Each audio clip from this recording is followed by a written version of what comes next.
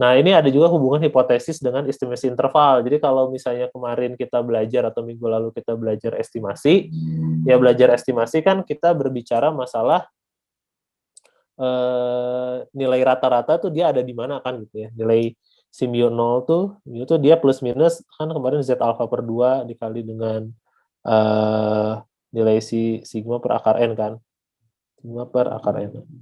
Nah, sebetulnya nilai ini tuh ya ekuivalen dengan batas-batas yang tadi kita tentukan gitu, bahwa nilai nilai dari mu yang sebenarnya tuh dia harus ada batas bawah dan batas atas untuk interval, di mana interval tersebut memiliki serang kepercayaan.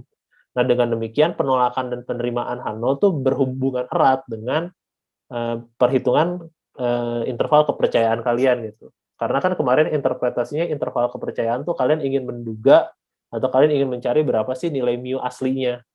Nah, di sini mu aslinya kan kita duga nilainya sebesar mu 0 ini gitu.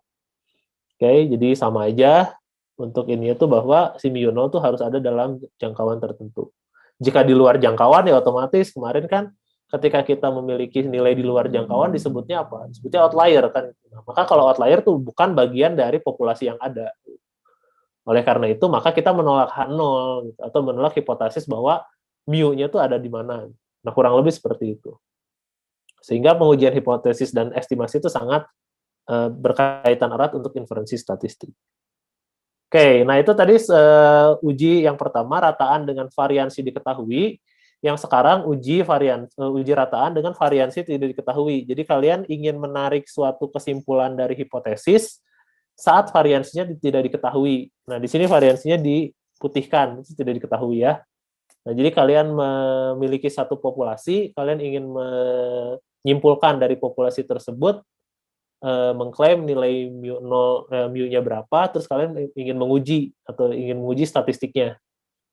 Nah, di sini kalian melakukan penyampelan, distribusi dari sampelnya itu dia distribusi normal.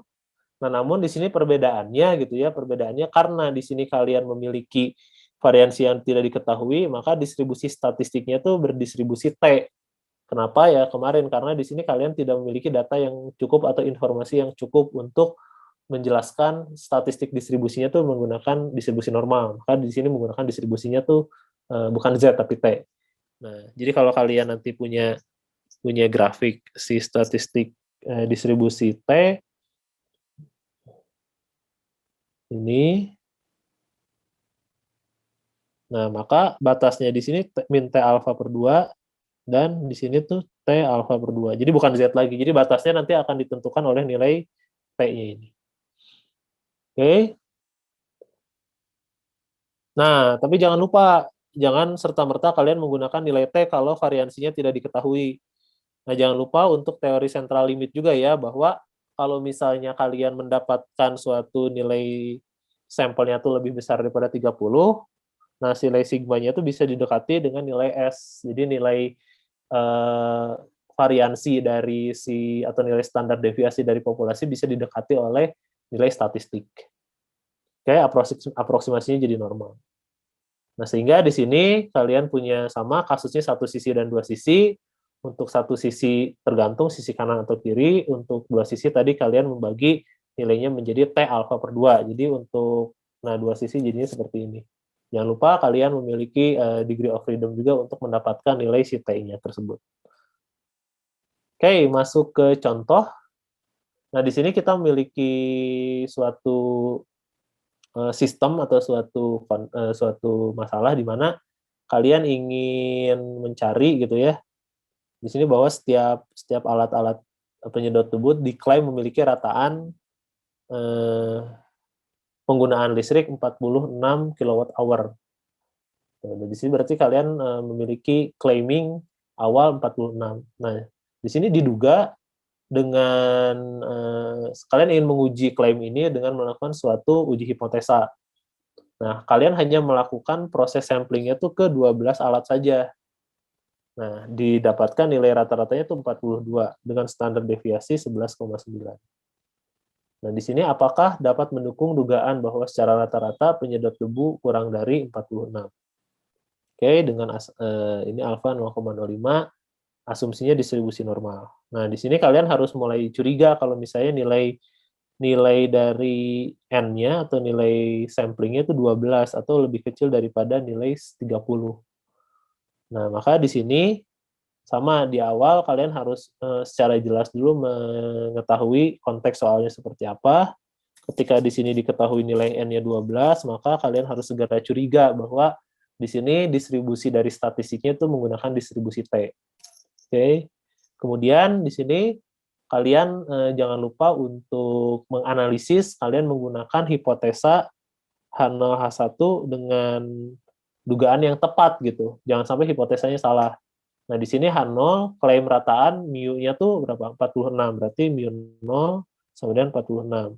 Dan di sini kalian mau menguji gitu ya. Nah, pengujiannya tuh bisa dilihat dari kata apakah ini mendukung dugaan bahwa secara rata-rata penyedot tubuh menggunakan kurang dari. Nah, berarti ini kalau kurang dari one tail, dan one tail-nya tuh kalian analisisnya hanya tertarik pada sisi kiri. Maka di sini kurang dari 40. Nah, itu yang harus kalian tentukan di awal. Nah, setelahnya sama seperti yang distribusi Z. Jadi kalian tinggal cari H0, H1-nya, kemudian alfanya sudah ditentukan 5%, nah kalian menggunakan statistik uji. Jangan lupa kalian cari dulu nilai titik kritisnya. Nah, titik kritis karena di sini statistik hipotesisnya hanya one tail, maka di sini kalian hanya mencari, nah, kalau ini cari di T alfa saja untuk V tertentu. Berarti di sini T alfanya untuk 5%. Nah, di sini 5% alfa. Maka kalian mencari T alfa 5% untuk degree of freedom 11 dari tabel. Jadi tinggal masuk, saya stop share sebentar. Nah, masuk ke tabel di sini ya, di tabel yang distribusi T, jangan lupa. Atau mau langsung pakai Excel juga nggak ada masalah. Nah, tadi kita punya nilai V-nya, degree of freedom-nya itu adalah 11 kan. Nah, di sini ada 11, kemudian kalian menggunakan alfa 5%. Nah, alfa 5% itu 0,05, 11 berarti di 1,76. Nah, tapi ini jangan lupa 1,76 itu sisi kanan ya, lihat T alfanya itu untuk sisi kanan. Dan tadi kalian mintanya sebelah kiri, berarti kalian tinggal minus kan nilai nilai dari si T-nya tersebut. Oke. Maka di sini kita dapatkan kembali lagi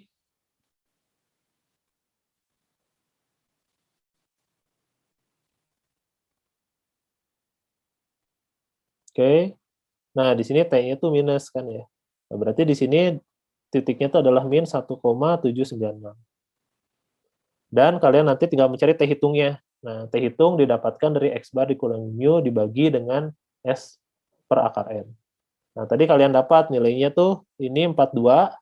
42 itu adalah nilai rataan yang kita miliki, dan 46 adalah nilai dugaannya. Didapatkan minus 1,16.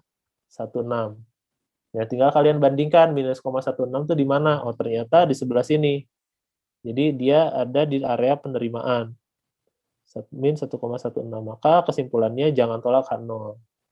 Nah, kalau misalnya kalian mau menggunakan p-value, nah kalian akan susah untuk mendapatkannya di buku. Maka dari itu kalian menggunakan Excel. Jadi kalau misalkan menggunakan p-value, kalian harus menggunakan Excel.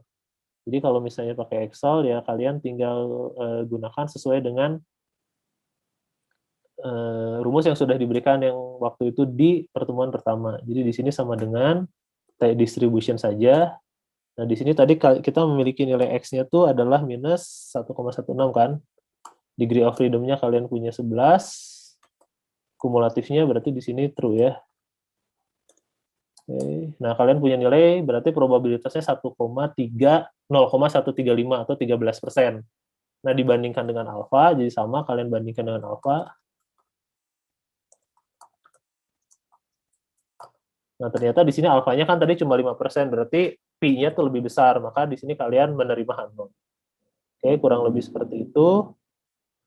Maaf sedikit lebih cepat karena udah mau habis waktunya. Tapi inti dari prosesnya tuh sama sebetulnya dari tadi yang Z maupun yang T. Maka di sini kesimpulannya rataan pemakaian tuh tidak signifikan kurang dari 46, atau kalian menerima H0 bahwa ya rata-ratanya tuh bisa jadi masih tetap 46. Baik, kuliah hari ini telah selesai.